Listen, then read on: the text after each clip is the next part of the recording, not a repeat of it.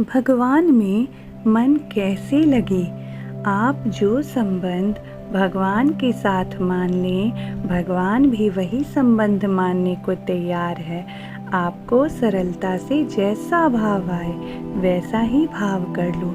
तू दयालु दीन हो, तू दानी हो भिखारी हो, प्रसिद्ध पातकी तू पाप पुंजहारी। नाथ तू अनाथ को अनाथ कौन मोसो, मोह समान आरती नहीं आरती हर तो सो। ऐसे ही तुलसीदास जी आगे कहते हैं, तू ही मोही नाते अनेक, मानिए जो भावे, त्यों त्यों तुलसी कृपालु, चरण शरण पावे। ऐसे मान लो, भगवान के प्रति भाव बदल लो। भगवान को भगवान ही मान लो, चाहे अपना प्यारा मान लो। जो भाव प्यारा लगे उनके साथ वही भाव मान लो। यहाँ कई वर्षों से पहले व्याख्यान करते हुए मेरे से एक भाई ने प्रश्न किया, मुझे तो माँ का नाम प्यारा लगता है। प्रत्येक का ही ऐसा भाव होता है कि माँ अच्छी लगती है, पालन करने वाली होती है माँ। बूढ़े हो जाएं तब तक माँ याद आती है।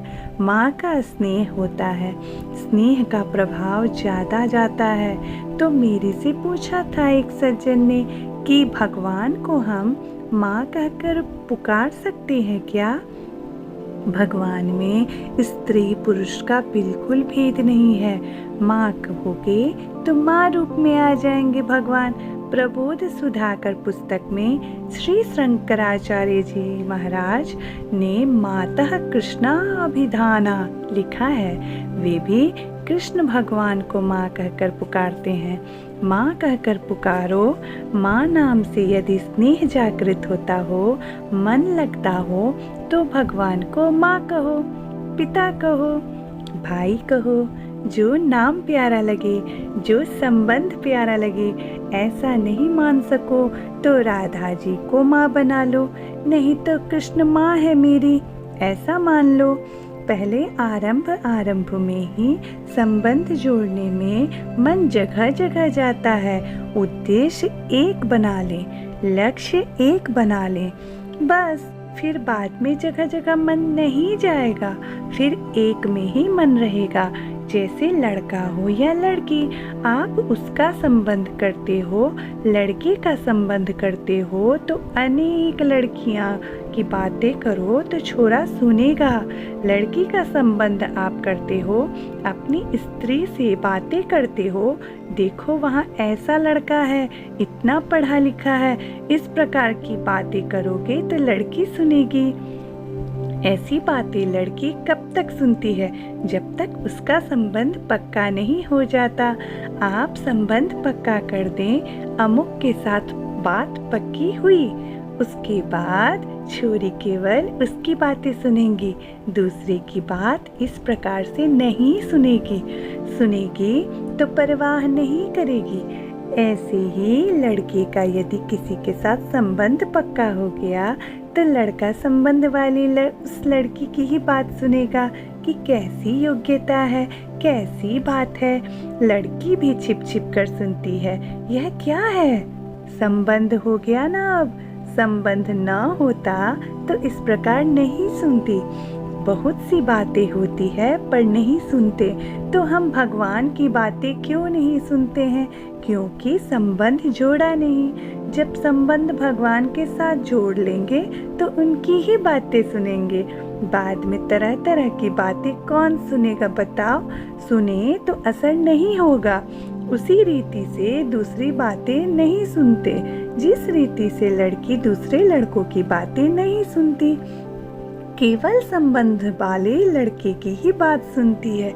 देखा नहीं, पहले सुना नहीं, बस माँ बाप ने संबंध कर दिया कि हमने अमुक लड़की को दे दी।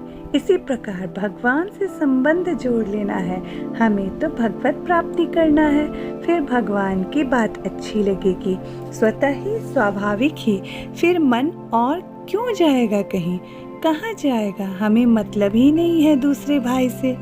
हमें क्या काम दुनिया से? कृष्ण प्यारे हैं, यशोदानंद के नंदन मेरे आँखों के तारे हैं।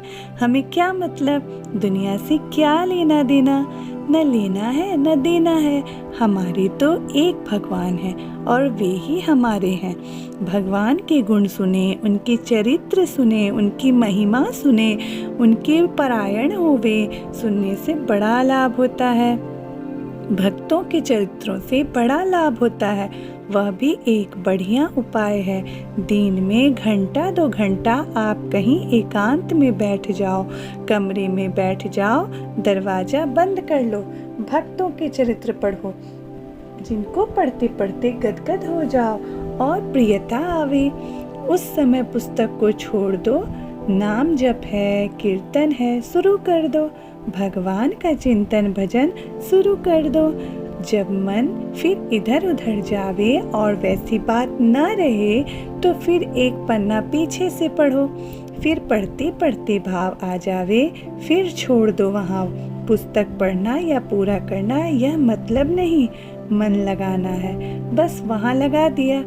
उसके बाद फिर नाम जप करते रहो, कीर्तन करते रहो, प्रार्थना करते रहो, भगवान से बातें करते रहो। मन में हमारा मन नहीं लगता, मैं क्या करूं? आप कब दर्शन दोगे? आपके चरणों में कब प्रेम होगा? ऐसे एक पुस्तक निकली है गीता प्रेस से, ध्यानावस्था में प्रभु से वार्तालाप। उस पुस्तक के अनुसार करो, बड़ा लाभ होगा। चलते फिरते भगवान से बात करना शुरू कर दो, मन से प्रश्न पूछो तो मन से ही उत्तर मिले। जो स्फूर्ण हो जाए फिर भगवान से पूछो, सुगमता से मन लग जाएगा। इसी प्रकार विनय पत्रिका ले ली अथवा कोई स्तुति ले ली, स्तुति करते करते मन लग जाए तब चिंतन करना। नाम जप करना शुरू कर दो, जब छूट जाए तो फिर पढ़ना शुरू कर दो।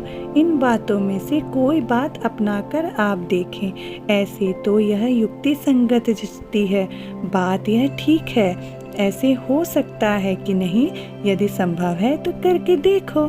करके देखने से पता चल लगता है कि कहाँ कहाँ विघ्न आते हैं, कहाँ बाधा आती है, क्यों बाधा आती है। इन बातों का पता लगेगा।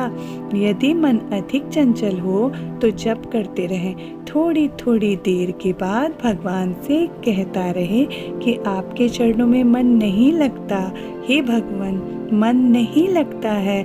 नमस्कार करें और करते रहें, यह बड़ी सरल बात है। नाम जप करते रहें, आधा मिनट हुए, 1 मिनट हुए, फिर कह दिया महाराज मन नहीं लगता, कहना यही प्रार्थना हो गई। भगवान की याद आ गई। नाम जप हो रहा है, 5-7 दफे माला में कह देवे, महाराज मन नहीं लगता, हे नाथ मैं भूल जाता हूँ, हे नाथ मन नहीं लगता। नमस्कार करते रहें। षोडश मंत्र ब्रह्मा जी का बताया हुआ है, यह जपता रहे और प्रार्थना करता रहे, हे नाथ मन नहीं लगता, हे भगवान क्या करूं, महाराज आपके चरणों में मन नहीं लगता। कहते रहो, उनकी कृपा से मन जरूर लगने लगेगा। राम राम राम।